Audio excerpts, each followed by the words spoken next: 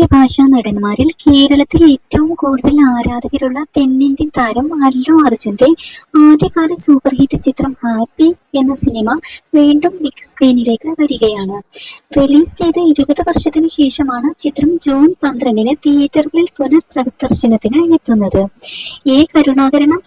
കരുണാകരൻ സംവിധാനം ചെയ്ത ഈ ചിത്രം റിലീസ് ചെയ്ത സമയത്ത് കേരളത്തിൽ 150-ലധികം ദിവസങ്ങളാണ് വിജയകരമായി പ്രദർശിപ്പിച്ചിരുന്നത്. അല്ലു അർജുന്റെ കേരളത്തിലെ ജനപ്രീതിക്ക് അടിത്തറയിട്ട ചിത്രങ്ങളിൽ പ്രധാനപ്പെട്ട ഒന്നുകൂടിയാണിത്. ഗീത ആർട്സിന്റെ ബാനറിൽ അല്ലു അരവിന്ദ് നിർമ്മിച്ച ഈ ചിത്രത്തിന്റെ മലയാളം പതിപ്പാണ് റിലീസിനൊരുങ്ങുന്നത്. രതക ആർട്സിന്റെ ബാനറിൽ ഖാദർ ഹസനാണ് ചിത്രം വീണ്ടും തിയേറ്ററുകളിൽ എത്തിക്കുന്നത്. ആധുനിക സാങ്കേതിക വിദ്യയുടെ മികവോടെ 4K അൾട്രാ ഇമ്പാക്ട് ദൃശ്യ ശ്രവ്യ ഭംഗിയോടെയാണ് ചിത്രം പ്രേക്ഷകർക്ക് മുന്നിലെത്തുന്നത്.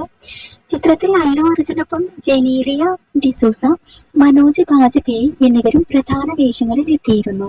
യുവാൻ ശങ്കർ രാജ ഈണമിട്ട ചിത്രത്തിലെ ഗാനങ്ങളെല്ലാം അക്കാലത്ത് വലിയ സൂപ്പർ ഹിറ്റുകളായിരുന്നു.